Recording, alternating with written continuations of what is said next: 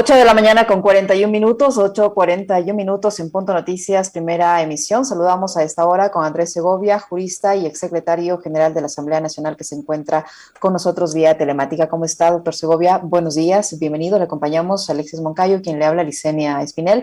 Nuevamente queda en manos de la presidenta de la Asamblea Nacional convocar al Pleno para que resuelva sobre esta iniciativa para derogar la reforma tributaria. El CAL finalmente no dio paso a esta propuesta y ahora esto quedará en manos tanto de la presidenta de la Asamblea como del Consejo, como del Pleno de la Asamblea Nacional. ¿Qué futuro le ve usted a esta iniciativa? Buenos días, bienvenido. Buenos días, Licenia, Alexis, a toda su audiencia. Primero, un abrazo solidario y fraterno en los momentos difíciles que vive el Ecuador. Quito ha tenido una tragedia terrible el día de ayer. Hay tragedias en La Maná, en Ventanas, en los ríos, la rotura del oleoducto. Creo que son momentos difíciles en donde llamamos a la solidaridad y sobre todo a que las autoridades ejerzan sus atribuciones y sus funciones. Así que quería empezar de esta manera, Licenia. Gracias por la gentil invitación y también a Alexis. Bien, sobre esto yo creo que vale la pena reflexionar de alguna manera porque yo siento que hay veo con mucha preocupación que hay un alejamiento del tema jurídico del tema político. La unidad de técnica legislativa que se creó desde el año 2009 era precisamente la instancia que le permitía a la Asamblea alejar el tema jurídico del político. Y la unidad de técnica legislativa hace un análisis sesudo, jurídico, constitucional acerca del alcance de las disposiciones en la legislación ecuatoriana en relación con la iniciativa en materia tributaria, Licenia y Alexis. Y la unidad técnica legislativa dice claramente que los proyectos presentados por iniciativa de un asambleísta no pueden ser calificados porque carecen de esta atribución que la propia Constitución y la ley le faculta exclusivamente al presidente. Entonces, desde el punto de vista estrictamente normativo, no hay razón alguna para interpretar, es decir, no hay nada que interpretar.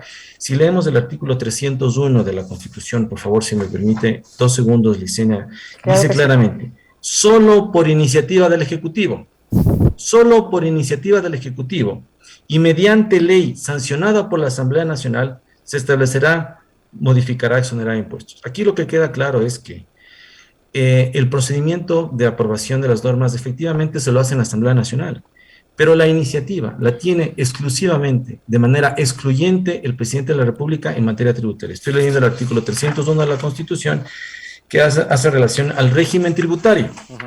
Entonces, no hay razón alguna para que la Asamblea se conflictúe de esta manera y genere un problema jurídico-político que no existe a través de un tema en donde la Constitución y la propia Ley Orgánica de la Función Legislativa lo dice. El artículo 56 de la Ley Orgánica de la Función Legislativa le da facultades, la reforma a la Ley Orgánica le dio facultades al CAL para que si verifica inconstitucionalidades, lo haga. Tienen atribuciones suficientes, tienen autonomía suficiente para decirle con el informe de la técnica legislativa, esto no es posible y lo único que tienen que hacer es no calificarse. Solo pongámonos en el escenario en el que el presidente de la República, o pongámonos en un escenario, un ejemplo, que la Asamblea Nacional aprueba un proyecto de ley que no sea económico urgente, aprueba una reforma tributaria, el presidente lo sanciona y manda al registro oficial. A algún asambleísta se le ocurre que la reforma es desproporcionada, como yo creo que precisamente lo es, pero no es la forma de solucionarla, y presenta un proyecto de ley.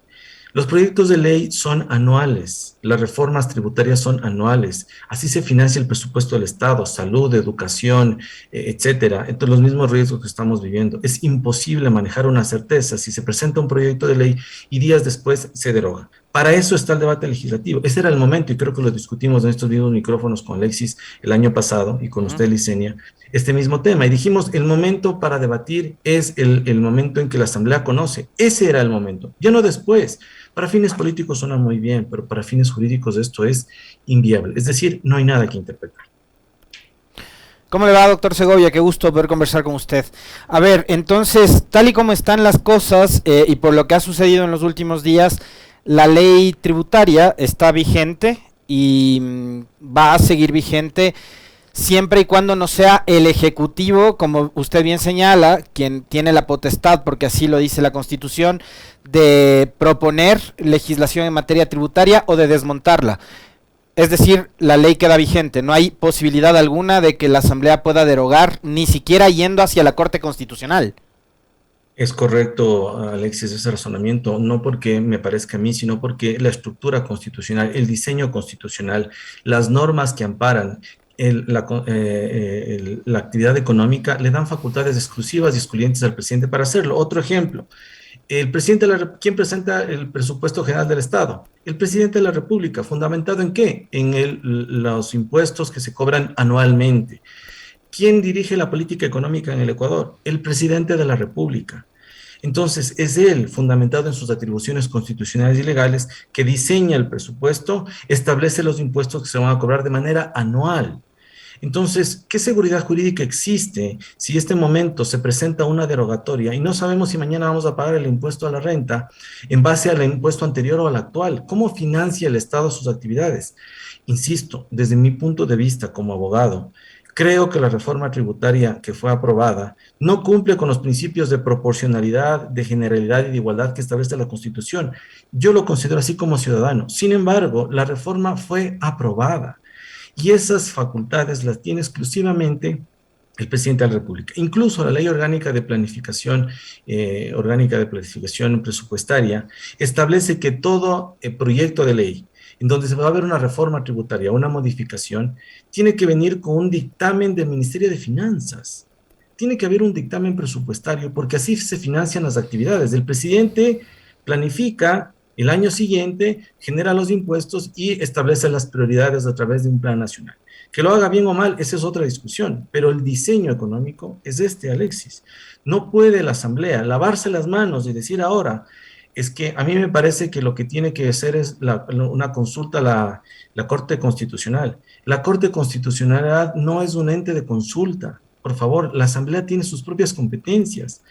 Lo que puede suceder es que la Corte Constitucional le diga a la Asamblea, yo no soy ente de consulta, devuelvo la consulta a la Asamblea, porque es decir, no estas son las facultades. Ajá, es decir, doctor Segovia, lo que están es perdiendo tiempo, quemando tiempo. Es efectivamente, Licenia, lo que están haciendo es quemando tiempo. Y cierro con esta idea que les acabo de comentar. Lo que establece la Ley de Garantías Jurisdiccionales define con claridad que se puede hacer efectivamente una acción de interpretación basada en el artículo 154 de la Ley de Garantías Jurisdiccionales. Tiene que ir al Pleno. Pero la propia Ley de Garantías Jurisdiccionales establece que la interpretación tiene que realizarse siempre y cuando no exista una ley que solvente esta temática. Leamos el artículo 68 de la Ley Orgánica de la Función Legislativa. Solo el presidente de la República puede presentar proyectos de ley. Es decir, no hay nada que interpretar. ¿Cuánto se demorará la Corte Constitucional en este tema que se presenta? Ok, sube al Pleno, se decide que vaya a una consulta, un año y medio. Hasta eso la reforma sigue vigente.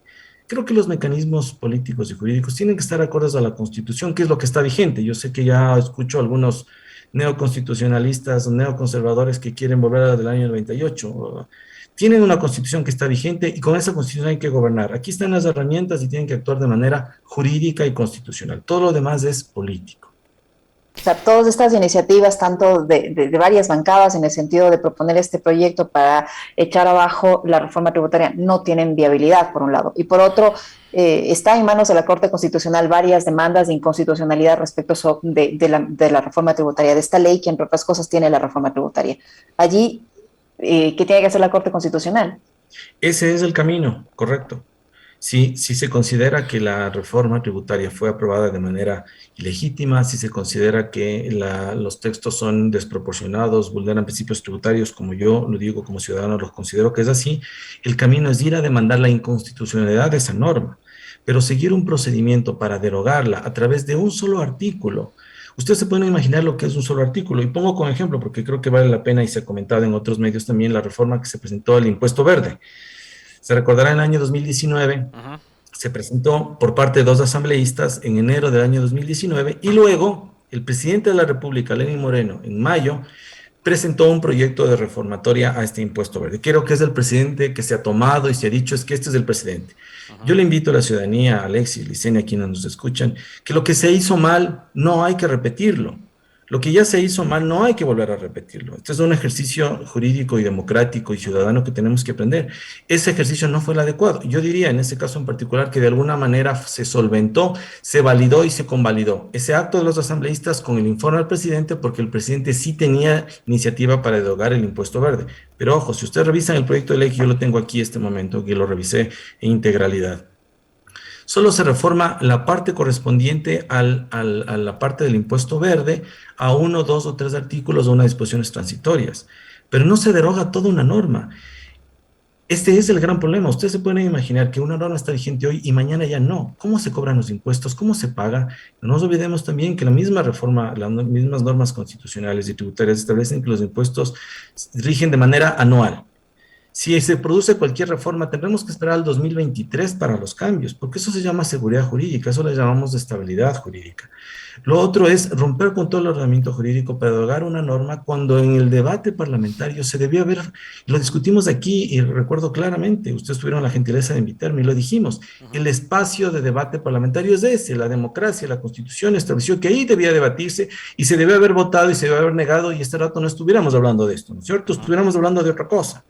Pero estamos hablando precisamente porque los efectos de las reformas están sintiéndose en la ciudadanía, pero el mecanismo usado para solucionarlo no es el adecuado. Y la Asamblea está distrayendo los temas importantes. Tenemos graves problemas de seguridad en el Ecuador, graves problemas de desgracias. ¿Dónde están las reformas a las leyes en materia de riesgos? ¿Dónde están las reformas en materia de seguridad? ¿Dónde están las reformas de materias laborales? Esos son los temas que la ciudadanía le exige y la Asamblea está entrampada en un debate jurídico y político que no le corresponde, a mi opinión. Doctor Segovia, usted que ha mencionado ahora el tema de la seguridad y asuntos que son, digamos, del día a día también, o sea, obviamente a todos ahora que recibimos el rol de pagos a final de mes ya sentimos el golpe, ¿no? Ya sentimos el coletazo de la famosa reforma tributaria del gobierno de Lasso y sabemos también cuál fue la coyuntura por la cual esta ley pasó vigente tal y como quería precisamente el gobierno.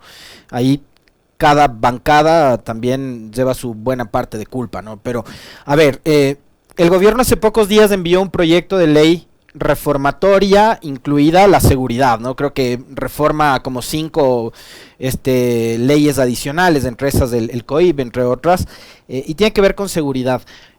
Pero la seguridad, a ver, yo soy de los que cree que no se arregla reformando leyes ni creando nuevas leyes. Creo que tenemos leyes suficientes, creo que hay acciones urgentes a tomar para dar solución a los problemas cotidianos del día a día, que yo salga de aquí y no me asalten en la acera por robarme el celular o la computadora y me apunten con un arma o me disparen como ha sucedido y como viene sucediendo todos los días. Entonces, pero adicionalmente a eso, ¿cuánto le va a tomar y cuánto le puede tomar a la Asamblea el trámite de este proyecto de ley enviado por el Ejecutivo, que es la gran solución para el tema de la seguridad? Buena pregunta, Alexis, y sobre esto creo que vale la pena recordar a la ciudadanía que los procesos que están vigentes en la Constitución hacen relación a la creación de una política pública y hay instituciones y hay normas que actúan en relación a este tema de seguridad. Es lamentable que desde este punto de vista la Presidencia de la República no entienda que las soluciones se construyen a través de esta política pública que está vigente. Permítame, por favor, mostrarle, no sé si en la pantalla se ve. Aquí hay un plan de seguridad nacional 2019-2030. Está vigente. Si esto hay que modificarlo, hay que hacerlo. Aquí está la política pública, cómo se debe actuar en seguridad, cómo se trabaja en el tema de política de inseguridad ciudadana, de delitos de conflictividad social, de conflictividad ya de asociación ilícita, entre otros. Así se solucionan los problemas. La ley, Alexis, como usted lo menciona, y lamentablemente las reformas del año 2020, que le hemos comentado también aquí, puede ser que el proyecto de ley demore un mínimo de un año, porque esos son los plazos que se establecieron. Para un debate racional, un año. La solución de los temas en materia de seguridad no están por ahí, están en la política pública, están en estos textos, en estos documentos que están vigentes y que si el presidente analiza en función de las competencias que tiene la Constitución, habrá que cambiarlo, habrá temas que modificar, habrá temas que han cambiado. Hay lo que dicen los autores, los expertos, hay ahora problemas multidimensionales, la violencia es multidimensional, multifactorial, hacia allá vamos a trabajar. El proyecto de ley durará un año. La pregunta es, ¿eso soluciona el tema? No. No, ciudadanía, no, el tema no está por ahí. Y adicionalmente, como han dicho los expertos en materia penal, el texto repite temas que ya constan en la ley y en la Constitución. Entonces, esto es un ejercicio innecesario. La ciudadanía necesita acciones concretas. ¿El presidente las puede hacer? Sí. Poner más policías, poner más presupuesto, poner más seguridad, rehabilitar los sistemas de UPC que existían en el Ecuador. Hay medidas inmediatas que las puede hacer y otras medidas a corto plazo. La ley no es una solución inmediata. Tenemos de aquí de un año, nos olvidaremos del debate y estaremos otra vez hablando de un siguiente proyecto de ley o del siguiente escándalo que nacerá en este debate. Entonces, es lamentable. Yo he escuchado a los analistas en materia de seguridad y casi todos coinciden que no es esta la solución. Los caminos están en manos del propio presidente y su propia estructura y eso es lo que hay que exigirle. Con este momento difícil, las autoridades tienen que actuar y darle respuesta a la ciudadanía. La ley no es. En otro tema, doctor Segovia, la Asamblea va a tener en sus manos una, como se suele decir en estos casos, aunque suena frase cliché, una papa caliente, ¿no? Por el tema político sobre todo, pero no escapa también de lo técnico, y es el de las amnistías. En el caso de las amnistías, por varios casos, digamos, protesta social, otros adicionales, delitos ambientales, cosas por el estilo, ¿lo correcto es tratarlos en paquete o de forma individual? ¿Cuál es el procedimiento, el momento en que ese informe pase de la Comisión de Garantías Constitucionales y Derechos a el Pleno de la Asamblea, doctor? Bien, este también es un tema importante porque está dentro del contexto de la política y jurídicamente amnistía, los doctrinarios lo dicen que viene de amnesia, viene de olvido, es decir, que nos tenemos que olvidar. Sin embargo, esta figura jurídica que ha sido tan utilizada en el Ecuador, precisamente lo que hace es tratar de bajar las tensiones políticas para lograr que los actores sociales se concentren en los temas. Esa es la razón y ese es el procedimiento que se ha seguido. Bueno, efectivamente se tiene que conocer. Mi opinión es que para evitar que surjan problemas que ya han sucedido en otros casos en relación a personas que no tenían absolutamente nada que ver con los temas que se van a amnistiar, entren en este paquete, se tiene que hacer caso por caso. La Asamblea tiene la obligación de analizar cada uno de los casos y unir la temática con la amnistía para poder hacer un link y decirle a la ciudadanía, en este caso hubo una actividad desproporcionada de parte de la policía, una actividad desproporcionada de parte de la justicia, y es la sociedad a través de la Asamblea quien le va a conceder a esta persona una amnistía, un perdón para tranquilizar a la sociedad y volver a trabajar acerca de los temas que son importantes. Insisto, mi opinión es que el procedimiento sea individualizado, no en paquete, no hay una amnistía de manera general. Yo creo que eso fue alguno de los grandes errores que se cometieron en el pasado, porque con el objeto de poder solventar temas de orden político se hizo de manera general. La amnistía es personal, es por delitos políticos de manera personal, de manera individual. Tenemos que establecer si esa persona cometió o no cometió esta acción y cómo la Asamblea la perderá. Entonces el procedimiento es que conozca la comisión y suba al pleno y se haga de manera individual. Creo que es un ejercicio democrático necesario, interesante, pero también hay cuestionamientos en los que tampoco se debate y creo que vale la pena ponerlo también Alexis Licenia. ¿No es esta también una intromisión en la justicia? Tanto que hablamos de la independencia de la justicia realiza un procedimiento, un trámite, hace un juicio, se demora 4 o 5 años, condena a una persona, hay pruebas, se une la policía, la fiscalía, abogados, todos deciden que esa persona es culpable, pasan unos años y el presidente le amnistía. Creo que estos temas tenemos, o la Asamblea, tenemos que pensarlos y reflexionarlos con mucho detenimiento para que no se convierta en esto en un proceso que destruya el tejido social, que destruya el contrato social y nos ponga en una posición incómoda. Entonces, el procedimiento es ese y mi recomendación sería que lo hagan de manera individual para que no exista casos que estén fuera de del ámbito político. Pero, doctor Segovia, el problema es que dentro del grupo puede haber personas que son inocentes, a las que se les está persiguiendo por temas políticos precisamente, pero que no tienen ningún tipo de culpabilidad, que no se les ha podido demostrar absolutamente nada, y que están procesadas por cuestiones absolutamente ideológicas. que ni siquiera han participado de protestas y que están en medio de este proceso de amnistías. En esos casos, ¿qué se hace? Bien, esta es una muy buena pregunta y precisamente regreso a mi argumento de que el caso tiene que ser individualizado. Es decir, si la Asamblea llega a demostrar que la función judicial, pero miren lo grave que es esto, es decir, estaremos partiendo de la premisa que la función judicial no utilizó el debido proceso para garantizar que esa persona efectivamente sea condenada y que existen las pruebas, los argumentos, los testimonios, los documentos que prueban que efectivamente esa persona cometió un delito. Lo grave que es esto, estamos aceptando que la función judicial no cumplió su trabajo y que es la Asamblea la que tiene que, por razones de orden político, dar los documentos. Estoy de acuerdo con usted, Licenia. Si realmente eso es lo que hay que hacer, la Asamblea tiene que hacer un análisis muy minucioso y ahí sí ratifico, no en paquete, persona por persona, indicando que de la revisión del proceso no existen elementos suficientes para que esta persona sea condenada. Lo que yo creería que la amnistía debería dar como consecuencia también un trámite hacia el Consejo de la Judicatura para que revise la actuación de esos jueces, esos fiscales.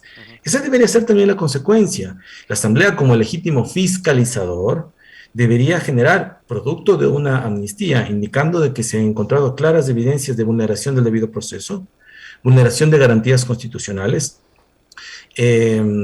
juicios a personas que no tienen ninguna responsabilidad, pues pedirle al Consejo de la Judicatura cuentas y revisión de las actuaciones de estas personas, porque si no también el ordenamiento jurídico se rompe, estaríamos aceptando que la función judicial incumplió y que la Asamblea ha verificado esto y que por tanto se le va a amnistiar. Entonces, me parece que hay que ser muy tinosos en esto y creo que es necesario que la ciudadanía comprenda que es necesario reconstruir el tejido social, pero sin romper el ordenamiento jurídico.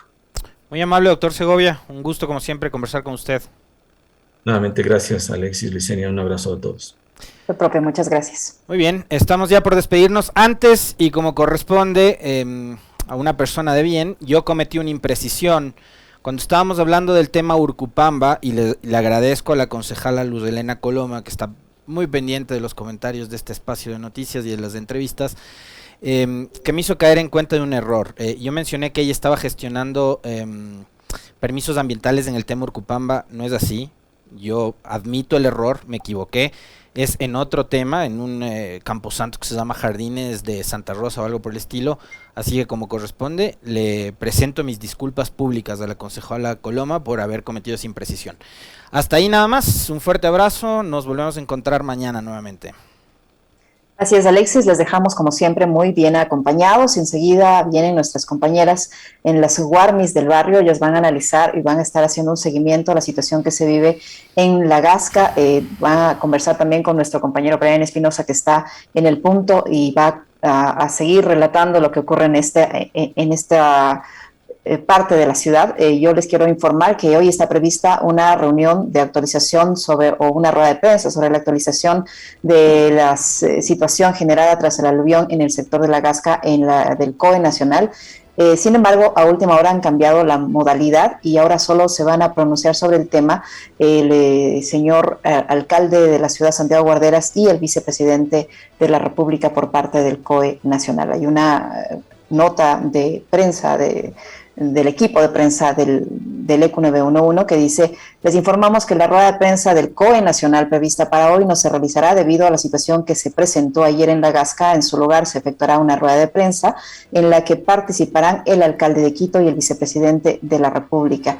En esta actividad se actualizarán datos sobre las acciones realizadas para atender la emergencia. Esta rueda de prensa está prevista para la mañana de este martes 1 de febrero, aproximadamente a las 11 de la mañana. Solo van a hablar entonces ya el vicepresidente de la República y el alcalde de Quito, Santiago Guarderas. Esa es la información.